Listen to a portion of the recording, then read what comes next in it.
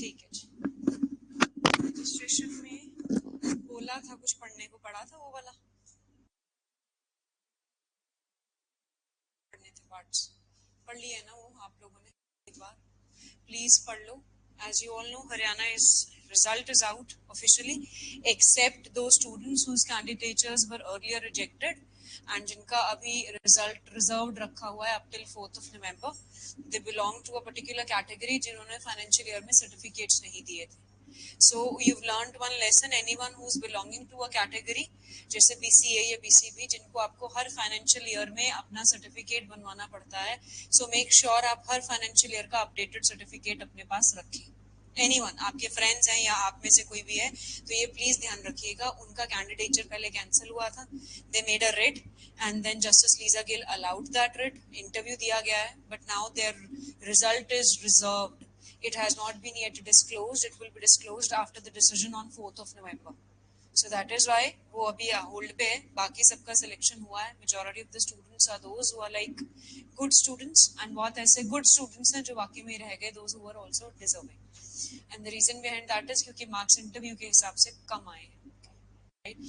I know personally few students जिनका हो गया. There are certain personal also. और यहाँ वाले जिनका नहीं हुआ है वो भी बहुत अच्छे कैंडिडेट्स थे, उनका कुछ कुछ मार्क्स से रहा है. तो आप ये देखो कि एक स्टेज पे जाके आप वापस आए हो, which is the last stage, है ना? तो किसी के लिए वो बहुत हैप्पी मोमेंट है, किसी के लिए वो सैडेस्ट मोमेंट है. तो प्लीज उस चीज पे थोड़ा सा अभी से फोकस करो. तो जो मैं आपसे जब क्वेश्चंस पूछती हूँ ना, जब मैंने आपसे पूछे भी थे कॉन्स्टिट्यूशन के टाइम पे कि बोलना सीखो, बच्चे जब तक हेजिटेशन खत्म नहीं करोगे कुछ नहीं होगा. इसमें से एक पर्सन है जो आएगा, आई थिंक माधव अग्रवाल या समथिंग, वो 3rd टाइम इंटरव्यू फेस कर रहा था. 3rd time interview. Reason behind that is earlier he was unable to communicate, और फिर उसके बाद उसने अपने आप को इम्प्रोवाइज किया मिरर के सामने खड़े होकर, जैसे मैं आपको बोलती हूँ. वो उसके बाद से इम्प्रूव करके यहाँ पे आया. So make sure that you have that. और जिनका मैंने बोला था अभी एक दो का तो रिजर्व है, 110% वो निकाल लेंगी दोनों लड़कियां. जिनका हमने और चेक किए थे मेंस के आंसर्स, जिनका स्पेसिफिकली मेंशन कर दिया गया था ये नहीं रुकेंगे, वो टचवुड तीनों स्टेज में नहीं रुकेंगे. प्लीज मेक श्योर कि आप उस तरीके से अटेम्प्ट करें. इसीलिए आपको फ्रीली बोल दिया जाता है कि बच्चे अभी आपका वो लेवल नहीं पहुंचा है जो आपने अटेम्प्ट किया था. रजिस्ट्रेशन का ही 2.5 नंबर का भी, उसमें भी 1-1.5 से ऊपर किसी को नहीं मिला था, विच मीन्स मेंस नहीं निकल पाएगा अगर आपकी ये स्ट्रैटेजी रही तो. कम से कम work hard and at least for few more months और I would say a year और सो. आ जाओ अब आगे. हमने अब पढ़ना है आपका 32 से, है ना? क्योंकि 32 मैंने आपको पढ़ा दिया था. प्रोसीजर एंड द पर्सन्स हुआ था. 23A मैंने आपको पढ़ा दिया था.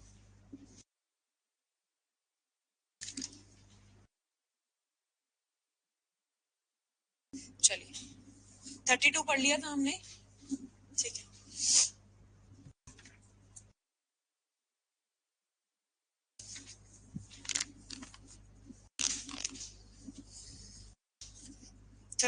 A देखो अब.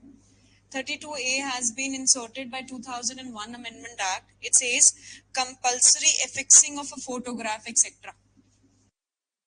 कोई भी पर्सन जो प्रेजेंट कर रहा है डॉक्यूमेंट प्रॉपर रजिस्ट्रेशन में, मैंने आपको 23A में क्वेश्चन समझाया था जिसमें डिक्टेशन भी दी थी कि अगर गलत नाम से रजिस्टर हो और उसको 20 साल के बाद पता चला है तो वो री रजिस्ट्रेशन करा सकता है ना. उसमें क्या है, क्योंकि 32 के हिसाब से द पर्सन वाज से अमित एंड अब जो पर्सन आया है वो मीत आया है, मित हो गया, तो कहीं ना कहीं पे ए निकाल देना, ये ए का ऐड हो जाना, वो री रजिस्ट्रेशन के लिए आ जाएगा because that person was not authorised. वो कहता है मैं तो अमित हुई नहीं, मैं तो मित हूँ. तो ऐसे केसेस के अंदर यहाँ पे जब भी ऐसा कुछ होगा तो हम चेंज करेंगे. क्यों? क्योंकि 32 कहता है only those persons who have been authorised will have to do it. तब हम री रजिस्ट्रेशन 23A के साथ 32 को लिंक विद करते हैं. अब 32A क्या कहता है कि आपने कंपल्सरी फिक्स करनी है अपनी फोटोग्राफ. जो भी पर्सन प्रेजेंट कर रहा है डॉक्यूमेंट को, मींस जो ट्रांसफरी है, जो डॉक्यूमेंट प्रेजेंट कर रहा है अंडर सेक्शन 32, वो इफिक्स करेगा अपनी passport size photograph and fingerprints. Fingerprints भी वो देगा, ठीक है? तो वो fingerprints plus passport size photograph attach करेगा, दैट इज कंपल्सरी. फिर वो कहता है provided where such document relates to the transfer of ownership of immovable property. मतलब मैंने ऑनरशिप ही दे देनी है कंप्लीट एब्सोल्यूट प्रॉपर्टी ट्रांसफर कर देनी है। तो passport size photograph, fingerprints of each, किस किस के, बायर के भी सेलर के भी, of such property mention in the document, वो एफिक्स किए जाएंगे। सेम रूल बच्चे ट्रांसफर रहता है, सेम रूल आपके सेल डीड में भी रहता है। क्यों? क्योंकि ट्रांसफर डीड में भी तो ownership is being transferred from one person to another person, तो वहां पे भी आपका ट्रांसफर क्लियर है ये। इसके बाद आ जाइए आप सीधा 33 पे। अब देखो 33 क्या कहता है आपको, that talks about power of attorney recognisable for the purposes of 32। हमने बात की थी स्टार्टिंग में general power of attorney, special power of attorney, है ना। हमने ये बोला था as a general rule power of attorney does not require registration, but मैंने एक specific power, special power of attorney के थ्रू आपको दे रखी है, देन अगर आप उसमें वो राइट्स ट्रांसफर करोगे तो वो रिक्वायर्स रजिस्ट्रेशन। ठीक है, ये भी समझाया हुआ मैंने आपको। इसी तरीके से बच्चे वो यहाँ पे बोल रहे हैं कि एक पावर ऑफ अटॉर्नी का मतलब वो एग्जीक्यूट कैसे होगी, जब वो एग्जीक्यूट होगी तो वो ऑथोराइज करेंगे इस पर्सन को। सपोज करो मेरी प्रॉपर्टी है, मैंने अपनी प्रॉपर्टी सेल करनी है और मैं अब्रॉड में हूँ, मैंने आपको पावर ऑफ अटॉर्नी दे रखी है, हिमानी को मैंने पावर ऑफ अटॉर्नी दे रखी है। ये जो पावर ऑफ अटॉर्नी है ये with regard to my every property which is there in India, उसके regarding, that's a general power of attorney. ठीक है, as a general rule authorisation दिया है, authorisation does not require registration. But if I say कि अगर in case of need तुम्हें right arise हो जाता है या मुझे हो जाता है कि मुझे पैसों की नीड है, तुम्हें सेल करना है, देन मैंने उसको रजिस्टर करा दिया to be on safer side, that power of attorney gets registered. या मैंने हिमानी को सिर्फ जो चंडीगढ़ में मेरी प्रॉपर्टी है उसके रिगार्डिंग पावर ऑफ अटॉर्नी दे रखी है, which is a special power of attorney. And in that case मैंने बोला कि Himani in case of need arises इसको सेल आउट कर देना, you have all the rights that would have been available to me had I been here.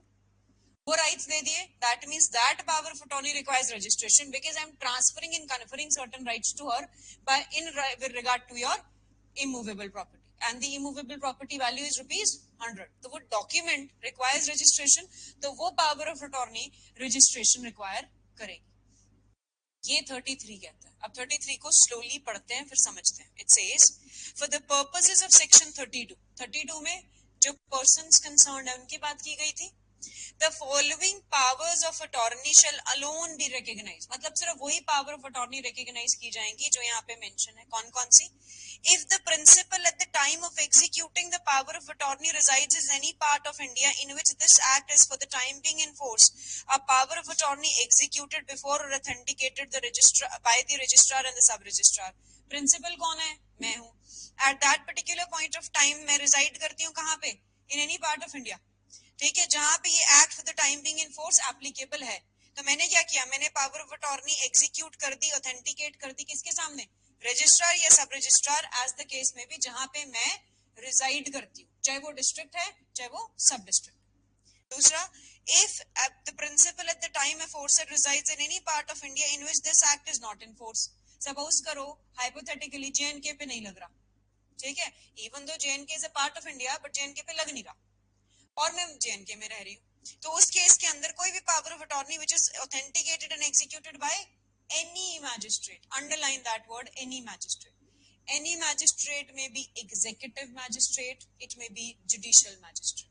Executive generally बच्चे जैसे आपके तहसीलदार, आपके नायब तहसीलदार, आपके ये वाले एग्जीक्यूटिव मैजिस्ट्रेट्स, SDM, ये सब आ जाएंगे। ठीक है जी, ये वो मैजिस्ट्रेट्स की बात कर रहे हैं। तो मतलब फिर जो रजिस्ट्रेशन होगी, जो पावर ऑफ अटॉर्नी से मैं राइट हिमानी पे कन्फर कर रही हूँ, वो कैसे कन्फर करूंगी? मैजिस्ट्रेट के सामने, रजिस्ट्रार के सामने नहीं।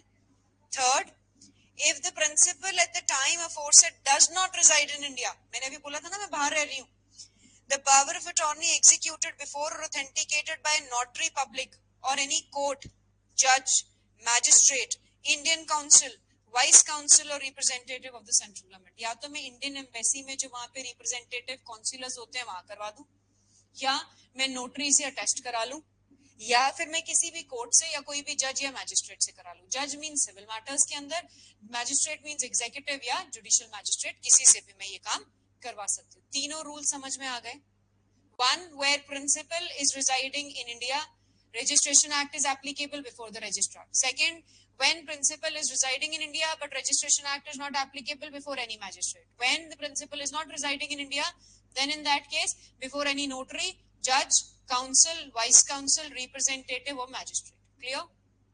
Next, they say, provided that the following person shall not be required to attend at any registration office or court for the purposes of executing any such power of attorney as is mentioned in clause A or B of this section. Means ऊपर वाले में जहाँ पे वो India में रह रहे हैं. Namely, person who by reason of bodily infirmity are unable without risk or serious inconvenience to attend, those who are in jail under civil or criminal process, and the persons who are exempted by law from personal appearance. Exempted by law means the highest dignitaries, your president, your vice president, your governor. Or ऊपर bodily infirmity means he is 90-year-old man who is unable to walk properly. Right अगर ऐसे लोगों के लिए बात करें तो उनको रजिस्ट्रार के ऑफिस में, उनको जज के सामने, उनको काउंसलर के सामने आने की जरूरत नहीं पड़ेगी. स्पेसिफिकली ए और बी में. सी में तो पड़ेगी, ए और बी में नहीं पड़ेगी. लाइकवाइज अभी दी लेटली आर रतन टाटा जी कितने ज्यादा बुरे वे में थे कि वो चल नहीं पा रहे थे. सपोज करो उन्होंने कोई पावर ऑफ अटॉर्नी एग्जीक्यूट करनी होती, then in that case because he was residing in India, so he need not to be prepare and present before the registrar और द सब रजिस्ट्रार और may be any magistrate. Moreover आपको याद होगा हमने अभी इससे पहले किया था that even anything can get registered even at the private residence. पढ़ा था हमने, तो हम वहां जाके भी रजिस्टर करा सकते हैं. इवन पावर ऑफ अटॉर्नी भी हम वहां जाके कन्फर करा सकते हैं. वो बात करता है बच्चे रजिस्ट्रेशन की, ये बात करता है conferment of the power of attorney की. दोनों में डिफरेंस है, तो मिक्स मत कर लेना, मैंने सिर्फ लिंकेज समझाई. Next it says, in case of every such person, the registrar or the sub-registrar or the magistrate as the case may be, if satisfied that the power of attorney has been voluntarily executed by the person purporting to be the principal, may attest the same without requiring his personal attendance. तो जरूरी नहीं है कि मेरी personal attendance चाहिए, लेकिन अगर वो असर्टेन कर लेते हैं कि जी वॉलंटरी है, कोई जोर दबाव नहीं दिया गया है कि हिमानी ने फोर्स नहीं किया है मुझे वो पावर ऑफ अटॉर्नी एग्जीक्यूट करने के लिए, that will be executed even in my absence. Then to obtain evidence as to the voluntary nature of the execution, the registrar, sub-registrar, magistrate may either himself go to the house of the person purporting to be the principal or to the jail in which he is confined, examine him, underline, issue a commission for his examination. Commission here means Order 26 CPC. Commission का मतलब कि मैं चाहूं तो किसी भी person को as a commissioner भेज के बना के, कमिश्नर मींस कोर्ट के पर्संस होते हैं बच्चे, जैसे एडवोकेट्स होते हैं, उनको एक पैनल में बना के भेज सकती हूँ कि जी आप एग्जामिन करके आओ, एविडेंसेस लेके आओ कि जो आप पावर ऑफ अटॉर्नी हिमानी के नाम कराना चाहते हो वो सही है, आपने वॉलंटरी नेचर से करी है कि नहीं करी, वो एग्जामिन कर सकते हैं. ठीक है, that is the procedure that has been provided for whom, the registrar, sub registrar और द मैजिस्ट्रेट कंसर्न. अब इसमें ओनली इन दैट केस जब वो आ नहीं पाया प्रिंसिपल, प्लस आपको डाउट है कि वो वॉलंटरी नेचर का लग नहीं रहा है, तब ठीक है तो वो एग्जामिन करेंगे बच्चे. That is the nature of the procedure. अब आपसे क्वेश्चन पीटी में ये पूछ सकते हैं, whether for enquiring that whether the power of attorney has been made voluntary or not, can the court issue commissions. अब ये आपको पता नहीं होता, क्यों? क्योंकि आप ऑर्डर 26 बहुत ऊपर से पढ़ते हो सीपीसी में, ये पढ़ा नहीं होता, तो आपको यही नहीं पता कि कर सकता है कि नहीं कर सकता. प्रूडेंस लगाओगे तो शायद आप आंसर यस कर दोगे अगर प्रूडेंस लगाओ, बट अगर वो पूछ ले where the provision has been provided, that is the provision. Please make sure जो सेक्शंस मैं यहाँ पढ़ा रही हूँ डीपली उनकी लिंकेज है बच्चे, और उनको जब मैं ऑर्डर 26 के साथ लिंक करूंगी तो तुम्हें इमीडिएटली 33 का 3 याद होना चाहिए, क्लिक करना चाहिए. क्लियर है? नेक्स्ट आ जाओ last. Any power of attorney mentioned in this section may be proved by the production of it. Means how it can be proved? Documentary proof है बच्चे. 91 section Indian Evidence Act क्या कहता है? By document itself, prove it. So it can be produced by the production of it. It means itself without further proof when it purports on the face of it to have been executed before and authenticated by the person or court here and before mentioned. Which means अगर court ने, registrar ने, सब registrar ने इसको power of attorney को test किया है, authenticate किया है, तो एज इट इज उसको प्रोड्यूस किया जाएगा on the face of it. Means it's the patent right. समझ में आया? पेटेंट है ना, लेटेंट नहीं है, सामने ही दिख रहा on the face of it, prima facie है कि जी सही ऑथेंटिकेटेड है, तो आप इसको एज इट इज मान के चलो. क्लियर है यहाँ तक? अब जो अगला सेक्शन है 34, वो कहते हैं इंक्वायरी कंडक्ट करनी है. इंक्वायरी किस लिए कंडक्ट करनी है? रजिस्ट्रेशन से पहले करनी है, रजिस्टरिंग ऑफिसर इंक्वायरी कंडक्ट करेगा। लेकिन ये जो पर्टिकुलर 34 सेक्शन है, ये खुद में इंडिपेंडेंट सेक्शन नहीं है, ये सब्जेक्शन क्लॉज का सेक्शन है। सब्जेक्शन क्लॉज का मतलब होता है लिमिटेड, लिखा है ना बच्चे, subject to. Subject to means इसकी इंडिपेंडेंट एग्जिस्टेंट नहीं है, ये हमेशा 41, 43, 45, 69, 75, 77, 88 और 89 के साथ पढ़ा जाएगा। इनमें जो लिखा है उसके साथ इसकी बात करेंगे। तो अगर मैं सब्जेक्ट वाला लाइन अभी छोड़ दूं और मैं नीचे से पढ़ूं नो डॉक्यूमेंट से, तो हम पहले इसको समझते हैं। No document shall be registered under this act unless the person executing such document or their representatives or assigns or agents authorized as aforesaid appear before the registering officer within the time allowed for presentation। कितना time allowed होता है बच्चे? 4 महीने, further 4 months। लिखा है नीचे 23, 24, 25, 26।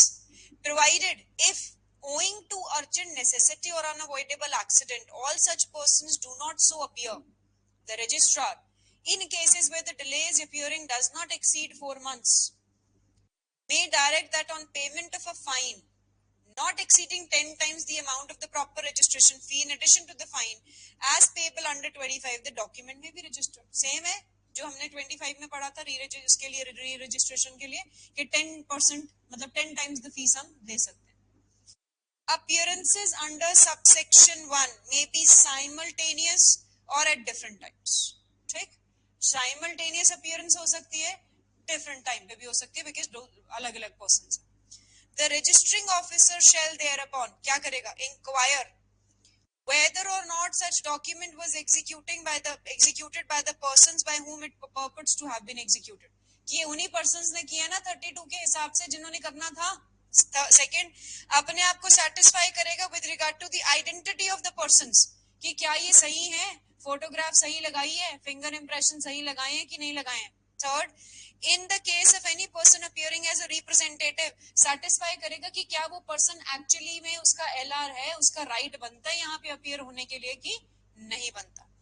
Any application for a direction under the proviso to subsection 1 may be lodged with the sub registrar who shall immediately forward it to the registrar।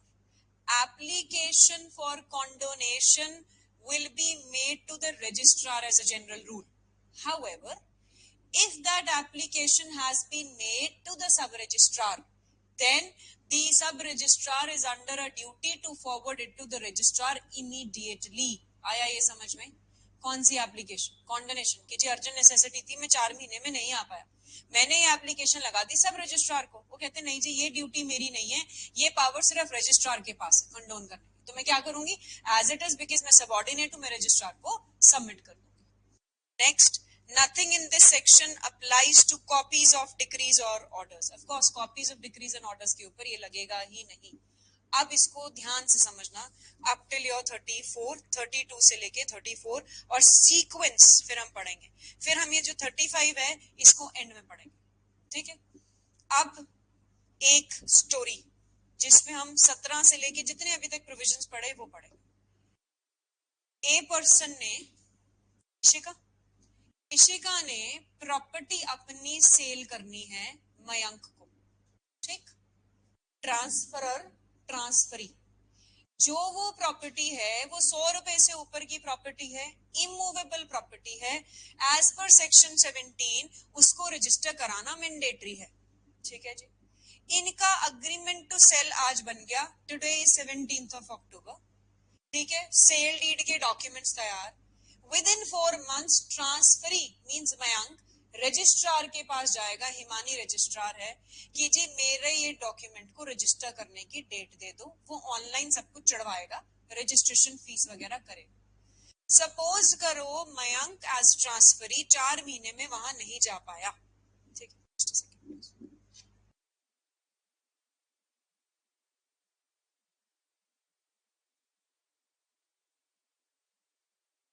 4 महीने में वहां नहीं जा पाया, तो फिर कोई अर्जेंट नेसेसिटी हो गई थी, कोविड आ गया था, कुछ और सिचुएशन हो गई थी, then he will make an application of condonation. ठीक है, to should make to the registrar. बस इसने क्या किया, आदित्य सब रजिस्ट्रार है, इसने सब रजिस्ट्रार के पास एप्लीकेशन लगा दी। सब रजिस्ट्रार की 34 के हिसाब से ड्यूटी क्या बनती है कि जी रजिस्ट्रार के पास जो है वो साथ की साथ यहाँ पे सबमिट करे एप्लीकेशन। ठीक है, अब इन्होंने फोर्थ विद इधर भेज दी। भेजने के बाद अब इंक्वायरी होएगी सारी चीजों की। पहली चीज तो ये कि क्या ये पर्सन जो है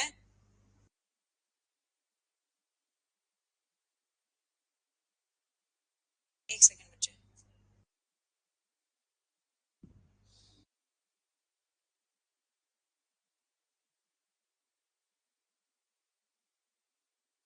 अब सपोज करो मयंक की जगह मयंक को बाहर जाना पड़ गया, मयंक ने मनवीर के नाम पे पावर ऑफ अटॉर्नी दे दी। ठीक है, पावर ऑफ अटॉर्नी क्या दे दी, अब इस केस में उसने कह दिया कि जी ये सारे के सारे rights as a representative, representative या अजाइनी ये करेगा।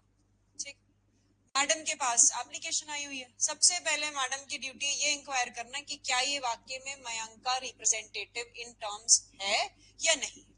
ठीक है, ये इंक्वायर करेंगे, सेटिस्फाइड होंगे, फिर ये डेट देंगे। अगर लगेगा तो 10 टाइम्स मैक्सिमम फीस इंपोज करके गलती की लगा देंगे, रजिस्ट्रेशन डन हो जाएगा। सपोज करो इशिका ने बाहर जाना था, अब ये तो ट्रांसफर ही था ना, तो इसने तो रिप्रेजेंटेटिव और अजाइनी की बात करी। इशिका ने बाहर जाना था, इसने शिवानी को पावर ऑफ अटॉर्नी एग्जीक्यूट कर दी 33 के हिसाब से। अब सब 33 के हिसाब से ये बाहर जा रही है, तो ये जो पावर ऑफ अटॉर्नी ऑथेंटिकेट करवाएगी, काउंसिलर से करा सकती है, वाइस काउंसिलर से करा सकती है, कहीं से भी करा सकती है, नोटरी से और जज से या मैजिस्ट्रेट से, क्योंकि ये बाहर है। अगर ये इंडिया में होती तो रजिस्ट्रार से कराती, जहां पे रजिस्ट्रेशन एक्ट लग रहा होता। अगर ये इंडिया में होती, रजिस्ट्रेशन एक्ट ना लग रहा होता, तो ये मैजिस्ट्रेट से कराती। इसने करा दिया। इस चीज के ऊपर भी शिवानी से इंक्वायरी होगी कि क्या ये वॉलेंट्री है या नहीं है। उसके लिए कोर्ट क्या क्या करेगा, मींस रजिस्ट्रार क्या क्या करेगा, क्योंकि रजिस्ट्रार को हमने कोर्ट माना है और जो इंस्पेक्टर्स हैं आपने पढ़ा होगा पहले, वो हमने पब्लिक सर्वेंट्स माने हैं। तो अब यहाँ पे क्या करेगी हिमानी जो है, वो हिमानी कमीशन इशू करेगी। ठीक है, इससे पूछेगी कि भाई इन्होंने वॉलेंट्री की थी, कहीं जोर जबाब से तो नहीं किया कुछ भी काम। ये सारा काम वो इंक्वायर करके तब इसको रजिस्ट्रेशन के लिए जाएगी कि हाँ जी now you are entitled as per section 32 to register the document to transfer the ownership of the movable property on behalf of Ishika. Clear हुआ? 17 कवर्ड, इसके साथ 23, 23A, 25 covered, 32 covered, 33 and 34 covered. ये एक प्रोसीजर है बच्चे, अगर ये प्रोसीजर को समझ गए सेक्शंस अपने आप बैठ जाएंगे दिमाग। प्रोसीजर क्लियर है टू एवरीवन, ऑनलाइन स्टूडेंट्स? ठीक है, अब आ जाओ 35 को पढ़ते हैं। ठीक है, प्लीज कोशिश करना रजिस्ट्रेशन एक्ट को जिस सीक्वेंस में पढ़ा रही हूँ उसी सीक्वेंस में प्रोसीजर वाइज एक पेज पे ड्रॉ कर लेना, या लास्ट में अगर मुझे टाइम बचेगा तो हम वो प्रोसीजर यहाँ पे ड्रॉ कर लेंगे या स्टेजेस ड्रॉ कर लेंगे, जैसे मैं सीपीसी में और सीआरपीसी में कराती हूँ। 35 पे आ जाओ। Procedure on admission and denial of execution respectively. अब बच्चे देखो, एडमिशन का मतलब क्या होता है, आपने इंडियन एविडेंस एक्ट पढ़ रखा है। Admissions operate as a estoppel. Admissions means which we are admitting, that is in civil matters, right? Denial means which I am not admitting upon. Assertions and denials fact in issue. अब वो कहता है क्या procedure है अगर हिमानी के आगे as registrar मैंने कुछ एडमिट कर दिया या मैंने कुछ डिनाइल कर दिया। क्योंकि ये कोर्ट है तो प्रोसीजर फॉलो करना पड़ेगा। प्रोसीजर कहाँ है? 35 में। अब वो पढ़ते हैं one by one. If all the persons executing the document appear personally before the registering officer and are personally known to him, or if he be otherwise satisfied that they are the person they represent themselves to be, and if they all admit that the execution of the document, or if in the case of any person appearing by a representative, assign or agent, such representative, assign or agent admits the execution। ठीक है, या तो मैं मेरे को जानती है हिमानी, या हिमानी सेटिस्फाइड है कि हाँ जी यही लोग हैं जिन्होंने करना है, या जो रिप्रेजेंटेटिव मयंक का गया था उसको एडमिट कर लिया कि हाँ भाई ये रिप्रेजेंटेटिव है, इसने कर दिया कि हाँ जी एग्जीक्यूशन हुई है हमारी। तीसरा, if the person executing the document is dead, means there is one person who was dead and his representative or assign appears before the registering officers, वो एडमिट करता है एग्जीक्यूशन का, तो फिर उसके हिसाब से वो डॉक्यूमेंट कैसे रजिस्टर करेगी हिमानी, जो अभी हमने पढ़ना है 58 और 61 के अंदर रजिस्टर के हिसाब से। जो रजिस्टरिंग ऑफिसर है, इन ऑर्डर टू सेटिस्फाई कि वो पर्सन जो अपीयर हो रहे हैं उसके सामने वो वही पर्सन हैं, वो क्या करेगी, उनको वन बाय वन किसी को भी प्रेजेंट जो है वहां पे एग्जामिन कर सकती कि आओ जी सामने, मैं आपको प्रेजेंटली इन पर्सन अपीयरेंस में जाके अब एग्जामिन करूंगी. Next, if any person by whom the document purports to be executed denies its execution. अभी तक तो एडमिट कर रहे थे हम, हाँ जी ठीक है जी बिल्कुल सही है, डिनाई कर दिया. या जो पर्सन अपीयर हो रहा है वो या तो माइनर है या इडियट है या ल्यूनाटिक है. ठीक है, यू ऑल नो इडियोसी और ल्यूनासी में क्या फर्क है? Do you know that?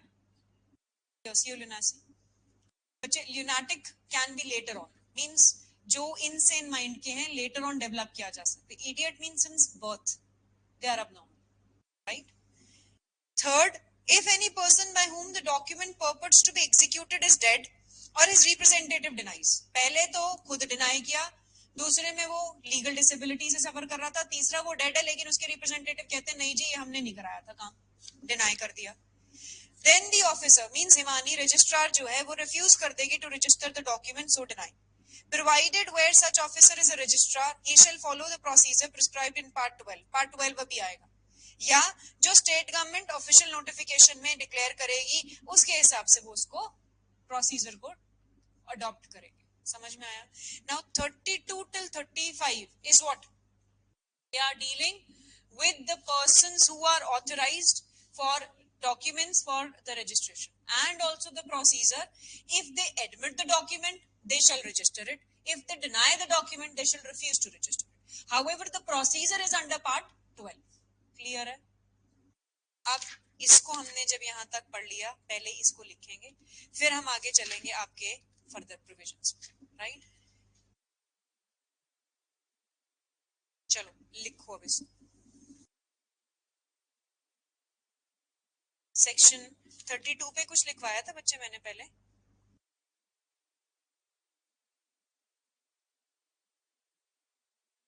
नहीं? ठीक है, तो लिखो अब इसको. पहले तो ये लिख लो, it is read with 208 ICA. Read with 208 ICA. हाँ, यस यस.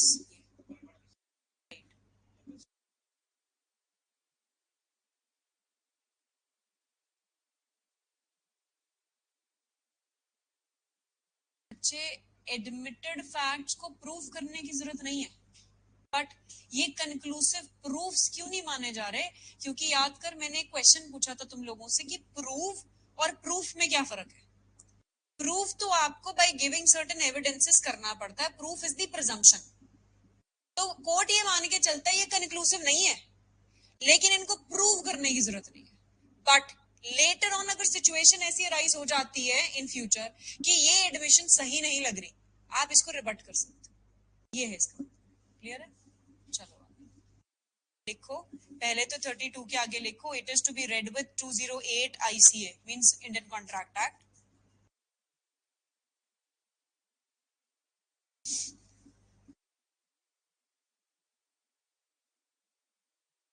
लिखो इसके अंदर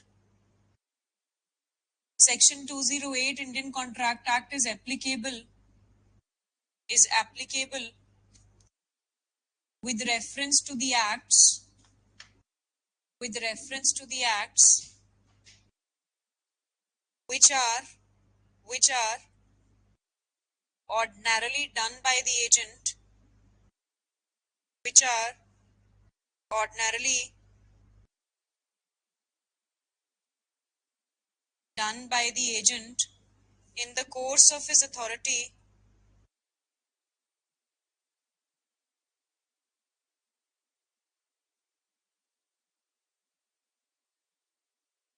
by the agent in the course of his authority, but section 32 clause C, section 32 clause C enjoins that even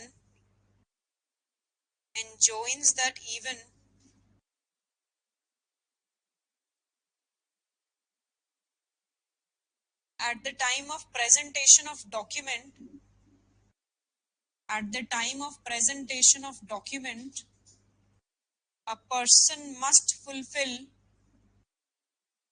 a particular character. A person must fulfill a particular character as the agent,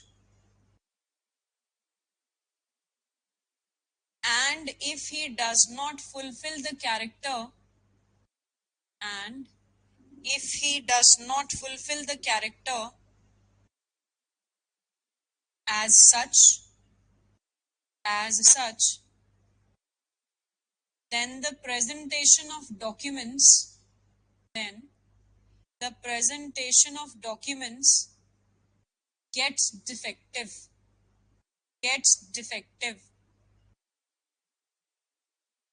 and cannot be cured, and cannot be cured by subsequent registration, cannot be cured by subsequent registration, unless authorization is proper, unless authorization is proper.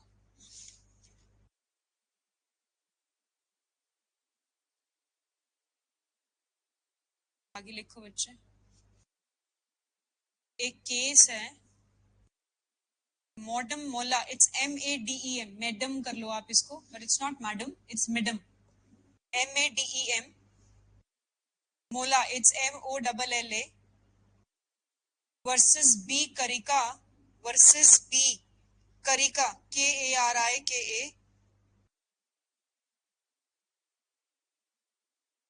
1928, Calcutta High Court.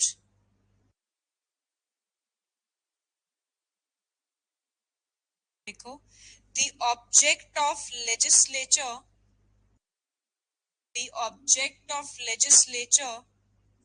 in enacting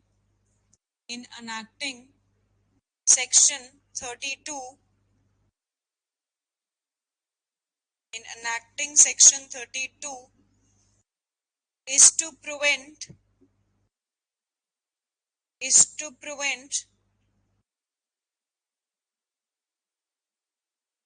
a mere outsider from presenting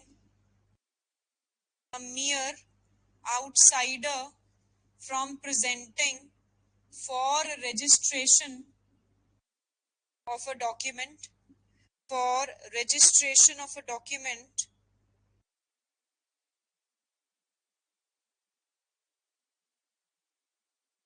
with which he had no concern,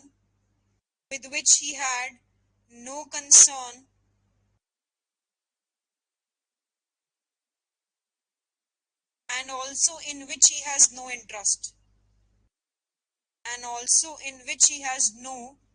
interest,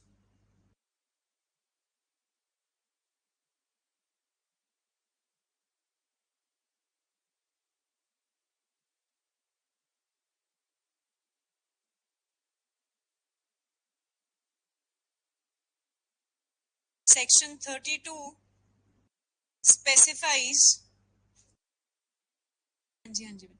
Section 32 specifies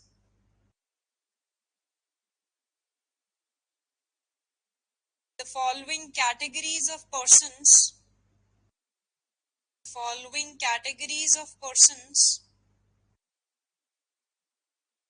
who can present the document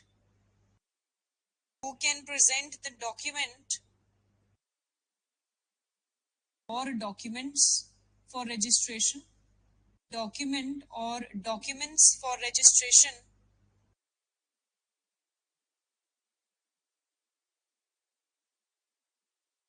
They are following. लिखा है तो बस semicolon डाल के लिखो. Number 1, the person executing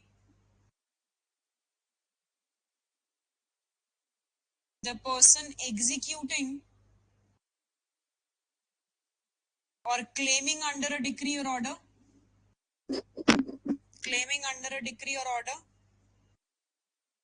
Second, by a representative or a sign.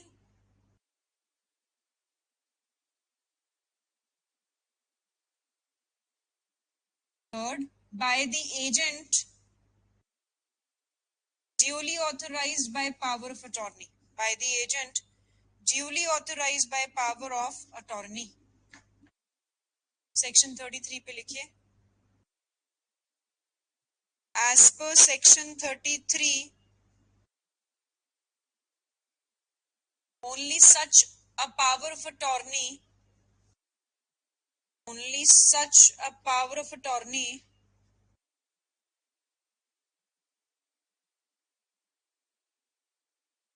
shall be recognized, which provides an authority to, which provides an authority to the agent, which provides an authority to the agent, brackets में लिखो particular authority, brackets close, to get the document registered,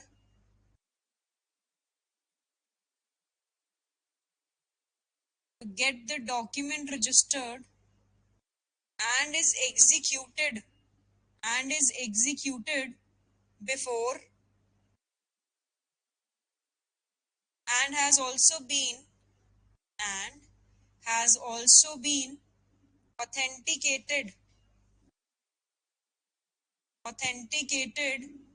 by the registrar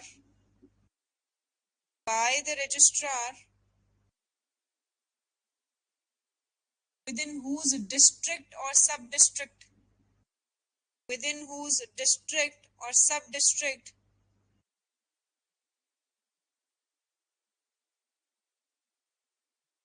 the principal resides.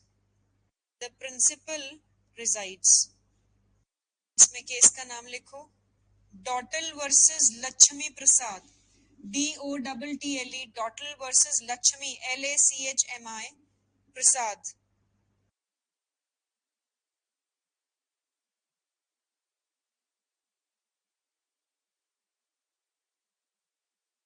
देखिए, a registrar or sub-registrar has no jurisdiction to register a document,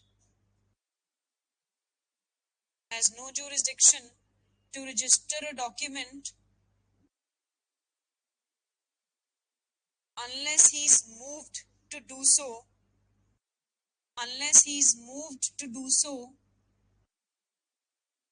or it has been duly authorized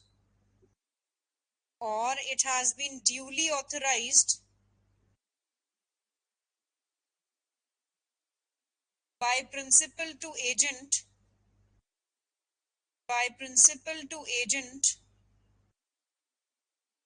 by way of power of attorney. Next 34 पे लिखिए. The inquiry which is conducted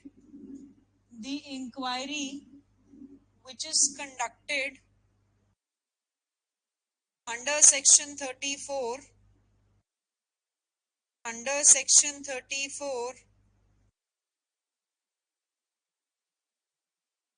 prescribes that no document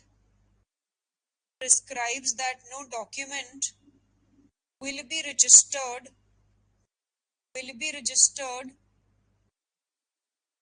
unless the registrar is satisfied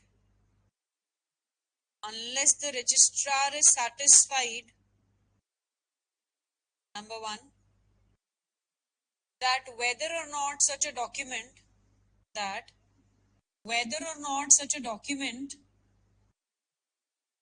was executed by the duly authorized person.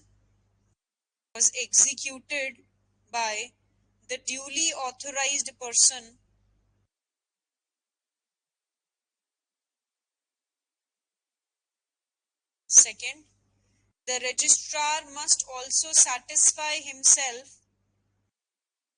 The registrar must also satisfy himself as to the identity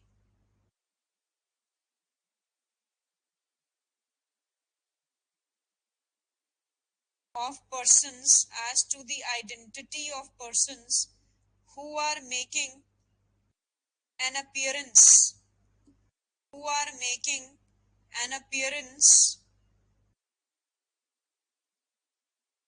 before him, before him, and also stating that the document, and also stating that the document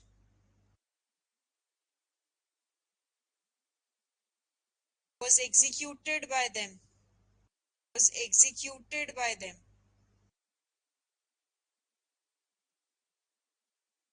Third, lastly, the registrar must satisfy, lastly, the registrar must satisfy that a person, that a person who's appearing, who is appearing as a representative or agent, as a representative or agent, or a sign, has the right to make an appearance, has the right to make an appearance.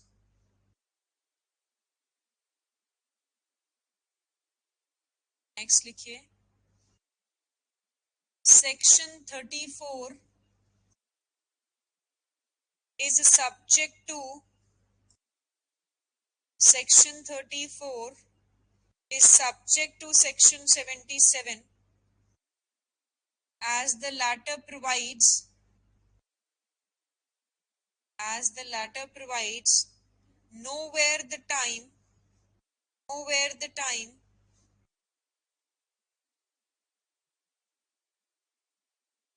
within which the parties, within which the parties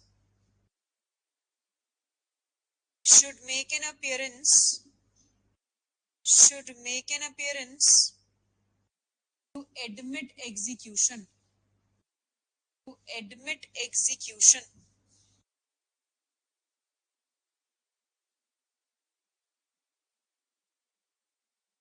Next para. The registering officer under Section 35, the registering officer under Section 35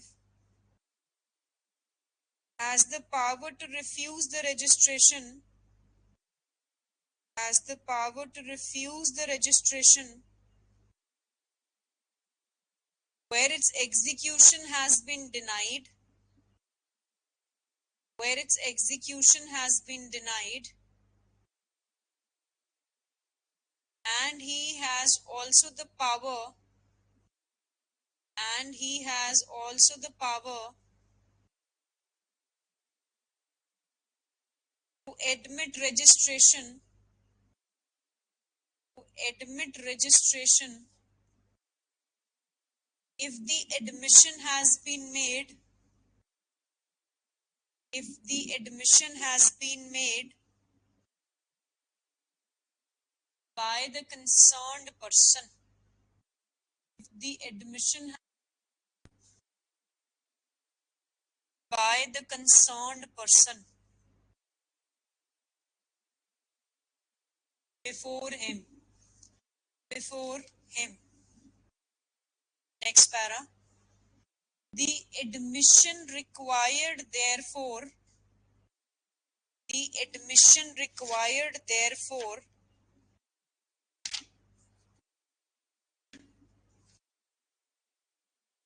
is the admission of the execution, is the admission of the execution of the document, of the document such a document may be a sale deed, such a document may be a sale deed or a mortgage deed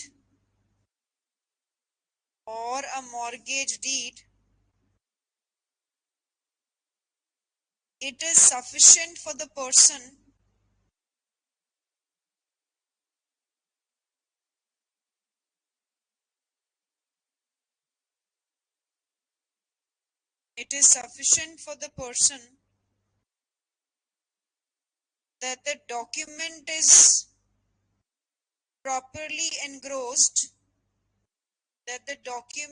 properly engrossed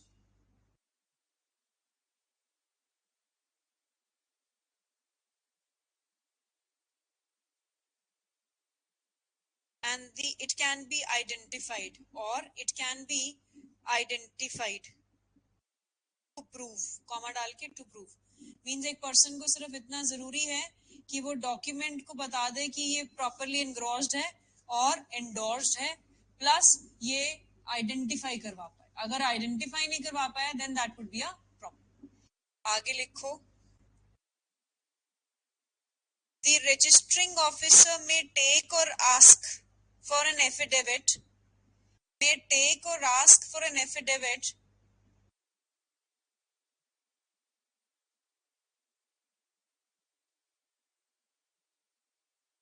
from the parties regarding their identity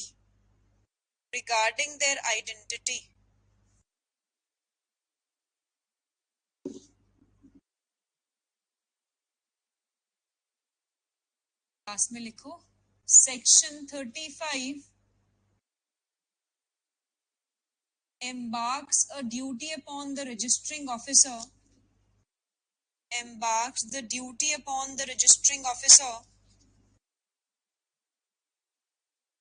that if the following conditions are satisfied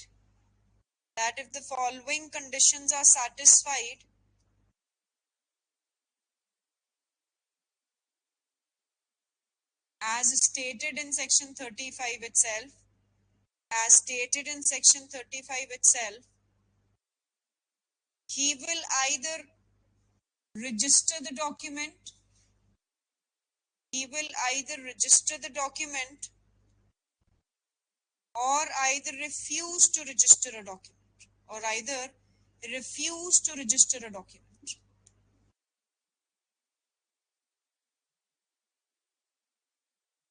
अब मुझे बताओ क्या हमने section 28 से लेके 31 पे भी थोड़ी थोड़ी डिक्टेशन की है ना 17 पे अच्छी वाली डिक्टेशन हुई आपकी 17-18 पे जो मैंने नोट्स भी दिए थे वो आप लोगों ने लिखे हुए हैं इट्स डन बाद में रीसेंट केसेस अभी ऐड होने हैं हाँ जी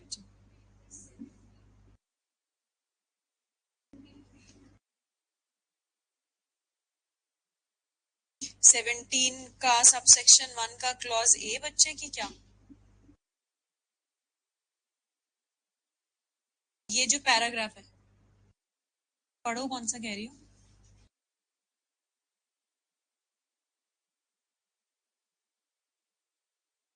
ये समझने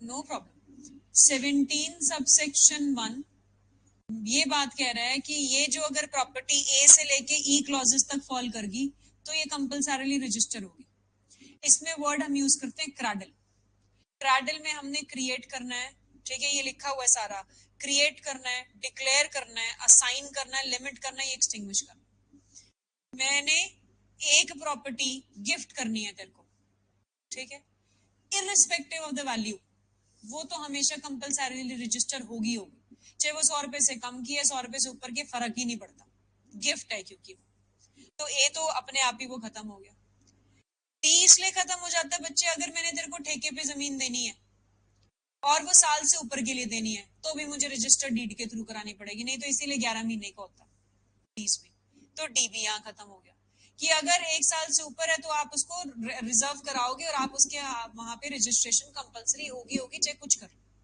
अब बचा आपका बी सी और डी ई ये वो डॉक्यूमेंट्स हैं जो कि विल नहीं है नॉन टेस्टामेंट्री डॉक्यूमेंट्स है या अदर डॉक्यूमेंट्स हैं जिसके बेसिस पे मैंने या तो ट्रांसफर किया या कहीं ना कहीं पे मैंने अपना राइट को गिव अप कर दिया या मैं अपना राइट तुम्हारे फेवर में क्रिएट कर रही हूँ सेल करके, ठीक है, या मैं पार्टीशन करा के अपने राइट को डिक्लेयर करा रही हूँ।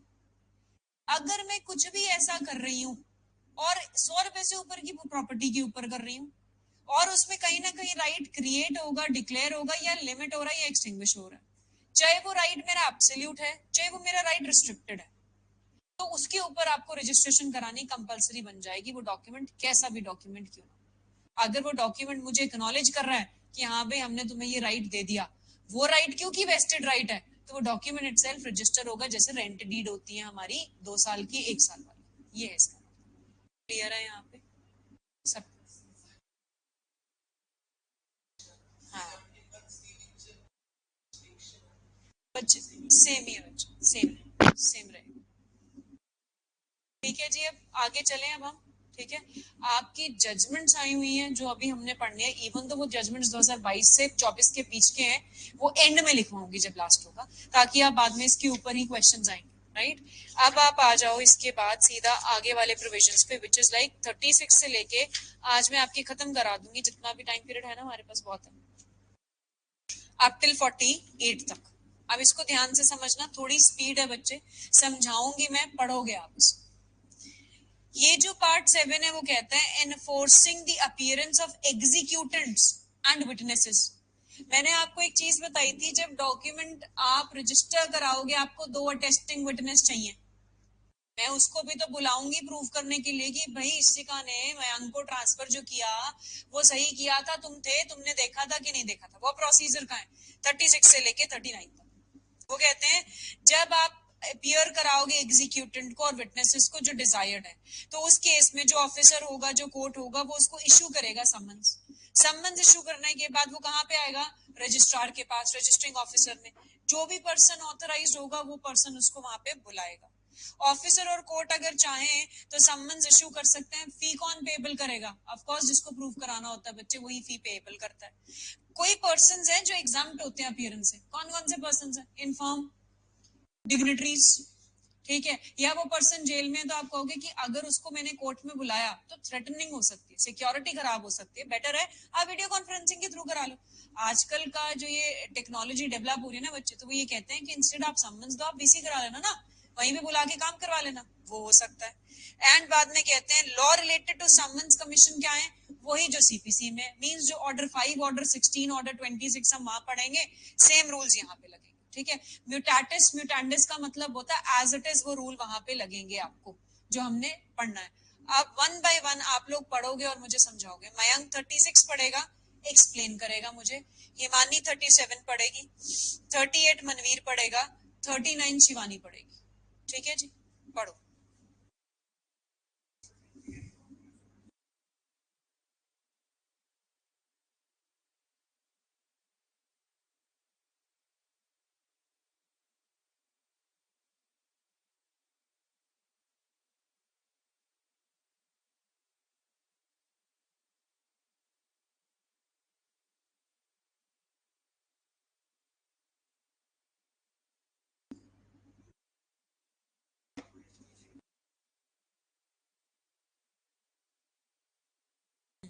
बताओ इसका मतलब।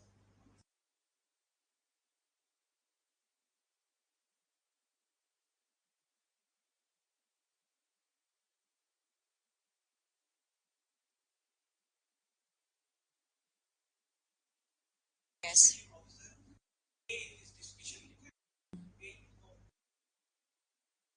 Yes, mention in the summons itself. बच्चे जो समन्स भिजवाएगा रजिस्टरिंग ऑफिसर, उसमें टाइम और डेट मेंशन किया होगा, प्लेस मेंशन किया गया कि आपको यहाँ आके बताना है। क्यों? क्योंकि भाई हमें डिस्प्यूट अराइज हो गया कि ये वैलिड भी है ट्रांसफर डीड, सेल डीड की नहीं है। उसके लिए 36 में हमने प्रोसीजर किया है, जहां पे हम एग्जीक्यूटेंट को, जिन्होंने एग्जीक्यूट किया, और जो विटनेसेस हैं उनको बुला सकते हैं। 37।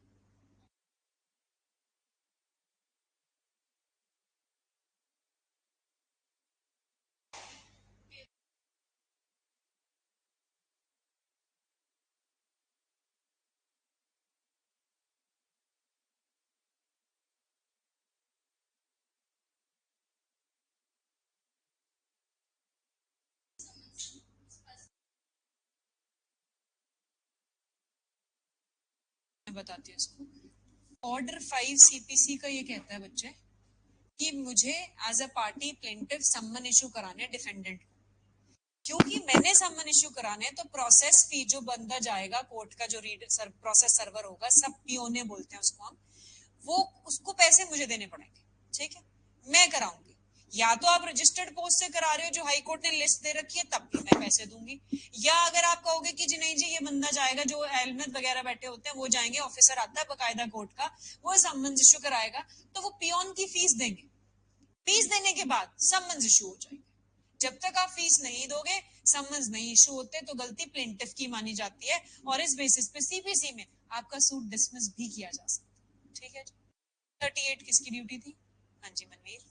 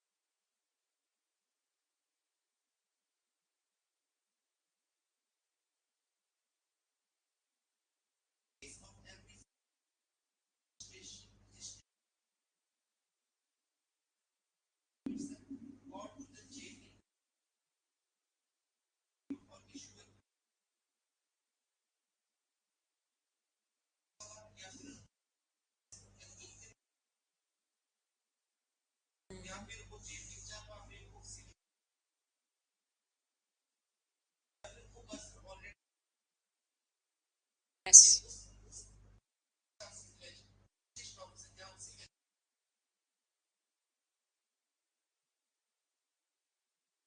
26 वेरी गुड। यही चीज हमने वहां पे भी पढ़ी थी बच्चे की, अगर ल्यूनाटिक और डिसमिस डिनाई कर देते हैं एग्जीक्यूशन, तो रजिस्ट्रार उसको एग्जीक्यूशन में नहीं जाएगा। सेम यहाँ पे हम कमीशन के थ्रू कराएंगे। Yes next. अच्छा शिवानी का, ठीक है।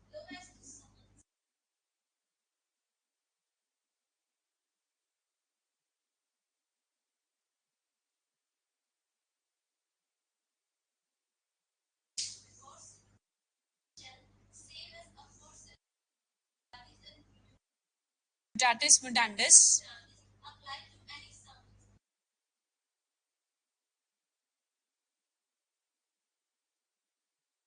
which means mutatis mutandis का मतलब होता है एज इट इज। जो प्रोविजन सीपीसी के समन्स के लिए लगेंगे, कमीशंस के लिए लगेंगे, वही same provisions will apply here. Why? Because it's a civil law, तो we will be governed by the civil procedure code. Clear है? अब देखो पार्ट 8 क्या कहता है। हमने 18 में सेक्शन में ये पढ़ा था that will does not require compulsory registration, but अगर आप चाहो तो विल को रजिस्टर करा सकते हो, हार्ड एंड फास्ट रूल नहीं है।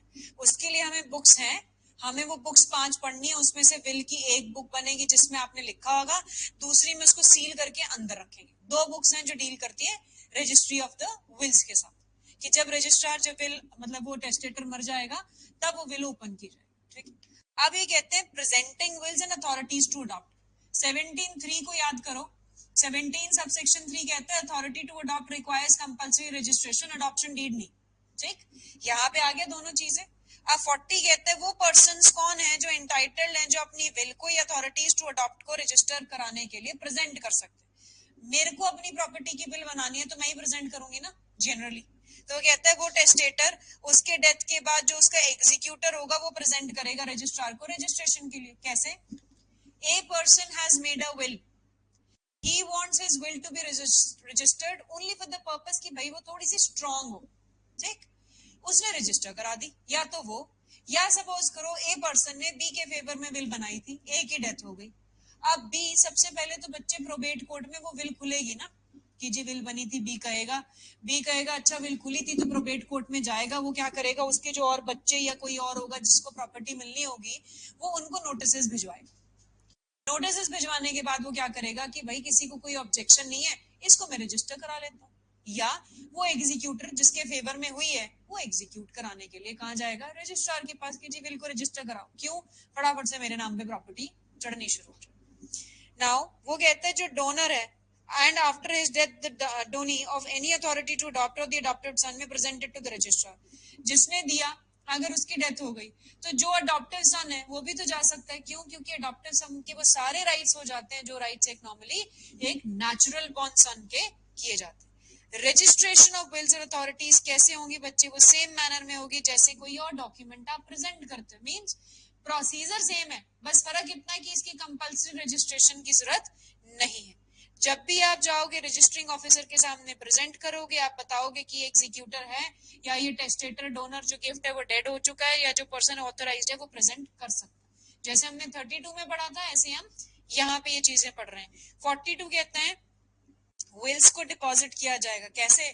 सील्ड कवर में. स्क्राइब जो होता है ना बच्चे वो टाइप करता है और उसके बाद उसको सील कवर में अंदर रख दिया जाता है. प्रोसीजर क्या है डिपॉजिट ऑफ विल का? कि उसको कवर करके रखेंगे, रजिस्टर नंबर बुक जो 5 है उसके अंदर रखेंगे, उसके ऊपर सारी डेट, मंथ, डे, टाइम सब मेंशन किया जाएगा. कब उसको विड्रॉ किया जाएगा? विड्रॉ कब किया जाएगा? जब उसको ओपन करना होगा या उससे पहले अगर टेस्टेटर चाहता है कि नहीं भाई मैंने गलत बना दिया, विड्रॉ करना है, वो एप्लीकेशन लगाएगा रजिस्ट्रार को कि नहीं जी मैंने तो खत्म करनी है बिल, आप विड्रॉ कर दो. अगर डेथ हो जाती है, डेथ होने के बाद वो बुक नंबर 3 में खुलने के बाद उसके कंटेंट्स लिखे जाएंगे कि भाई जो ये टेस्टेटर था ना इसने बी के नाम पे सारी प्रॉपर्टी कर दी थी और सी डी अपने बच्चे को कुछ नहीं दिया. वो कहाँ लिखेगा? वो बुक नंबर 3 में लिखेगा. एंड लास्ट में वो कहते हैं कुछ ऐसी एनैक्टमेंट्स हैं जो सेव की गई हैं. कौन कौन सी हैं? Indian succession act, probate and administration act. अब इसको भी आप पढ़ना शुरू करो. Aditya read section 40 and explain it to me.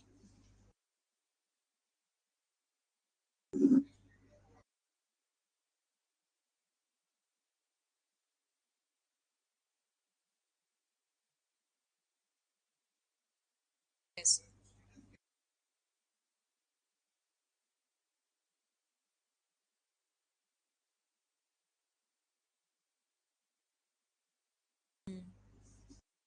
Good. Next subsection.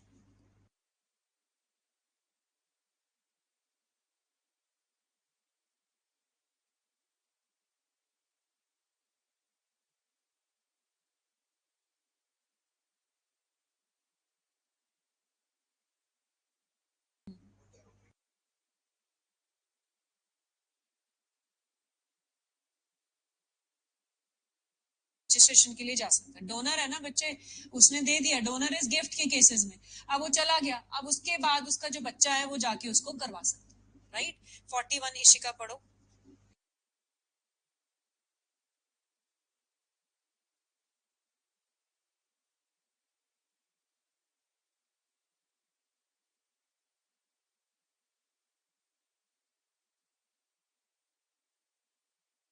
Yes.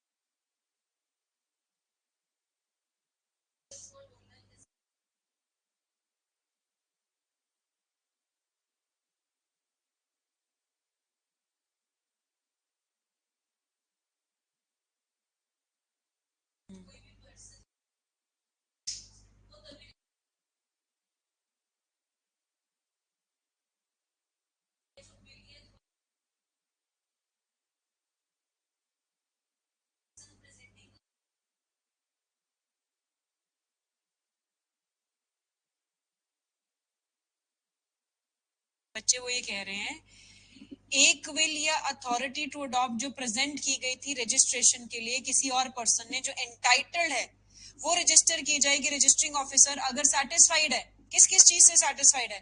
कि भाई वो प्रॉपरली उसी के थ्रू आई है, वो टेस्टेटर और डोनर जो अब है वो मर चुके हैं, और जो पर्सन प्रेजेंट कर रहा है वो एंटाइटल्ड है प्रेजेंट करने के लिए. मैंने अभी तो बोला जैसे 32 में पर्सन एंटाइटल्ड है ऐसे रेड विद करेंगे उसके साथ. ठीक है. अब 42 शिवानी पढ़ो.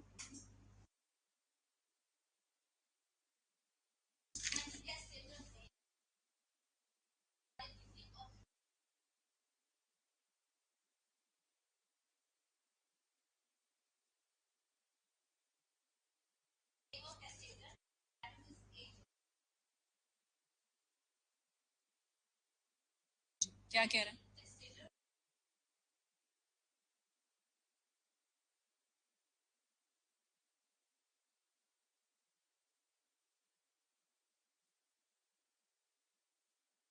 जब भी एक विल बनती है ना, एक सब्सक्राइब के पास आप जाते हो, स्क्राइब उसको टाइप करता है, टाइप करने के बाद वो उसको पढ़वाता है, जिसने विल बनाई वो साइन करेगा, उसको एक सील्ड कवर में आप रजिस्ट्रार के पास सबमिट करते हो। रीजन क्या है बच्चे? रजिस्ट्रार को भी नहीं पता होना चाहिए कि आपने विल में लिखा क्या है। सो वो सील्ड कवर जो आपके एनवेलप्स होते हैं ना बड़े, वो सील्ड कवर में वो लेके जाता है कि ये विल है जी, इसको आपने रजिस्टर करा। समझ में आया? That is the purpose of 42।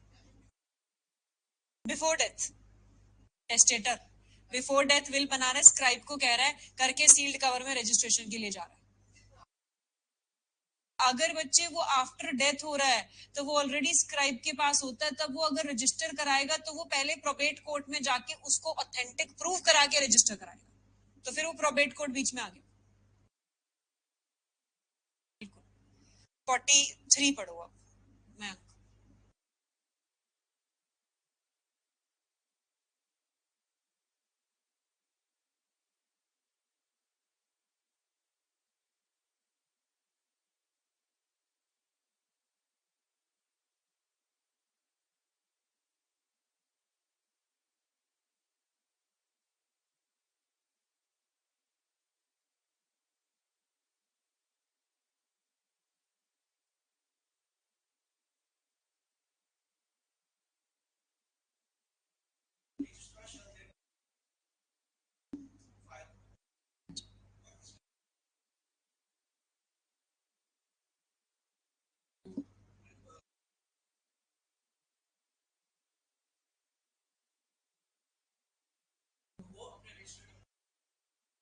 Entry करेगा और फायर प्रूफ बॉक्स में उस सील्ड कवर को जाके रखा है।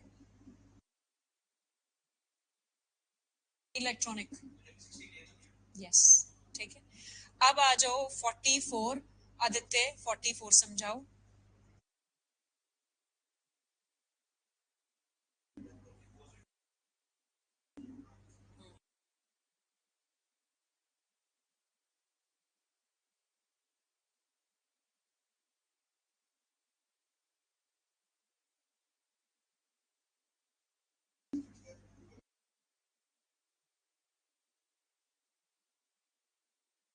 Very good.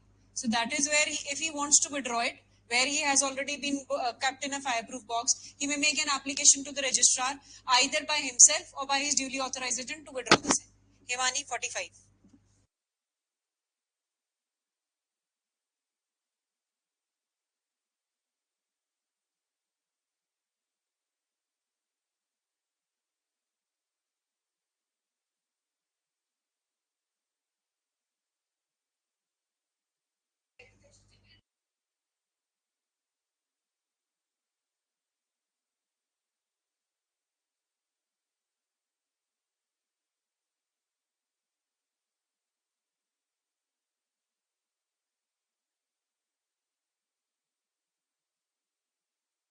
जब डेथ हो जाती है तो जो बुक नंबर 5 में फायर प्रूफ बॉक्स में रखा होता है उसको कहेंगे जी ओपन करो।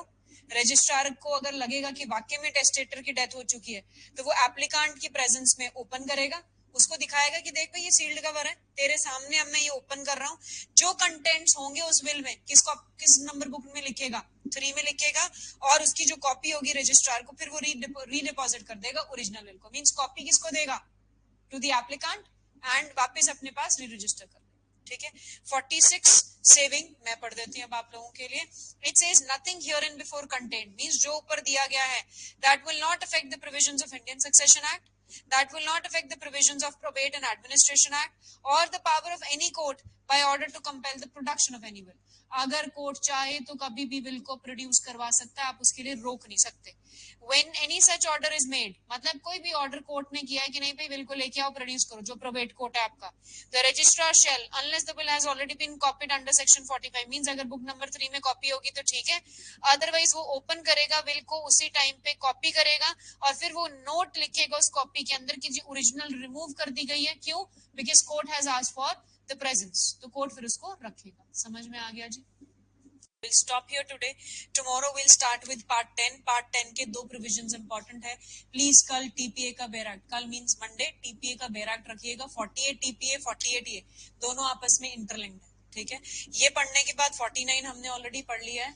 अब जो आपका टास्क रहेगा 3 दिन के लिए, वो टास्क होगा आपका सेक्शन ये पार्ट 11 आप पढ़ के आएंगे. The part 11 provision you will read on your own. Then part 12. आपका ट्यूसडे तक चांसेस है कि मैं रजिस्ट्रेशन बेर एक्ट विद डिक्टेशन खत्म कर दूं. And Wednesday and Thursday all the recent cases जिसके ऊपर क्वेश्चंस बन सकते हैं वो खत्म कर दें. ठीक है बच्चे. So by next Thursday your registration will be. नहीं बच्चे, रजिस्टर कराना मैंडेटरी नहीं है. कौन सा वृत्ति समझाऊं आपको मैं? Clause C of which section?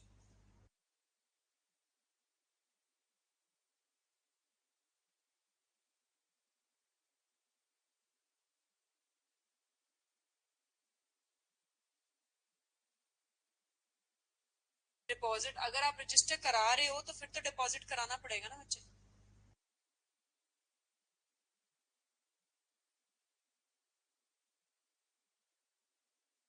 का सी.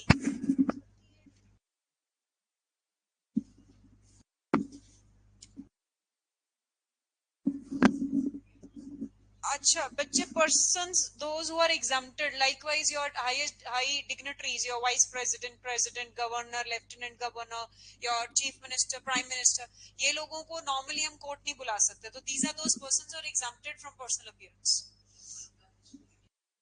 हो सकते हैं, why not? Even the Partanashi lady also. ठीक है, चलिए. हाँ जी, कौन से वाला?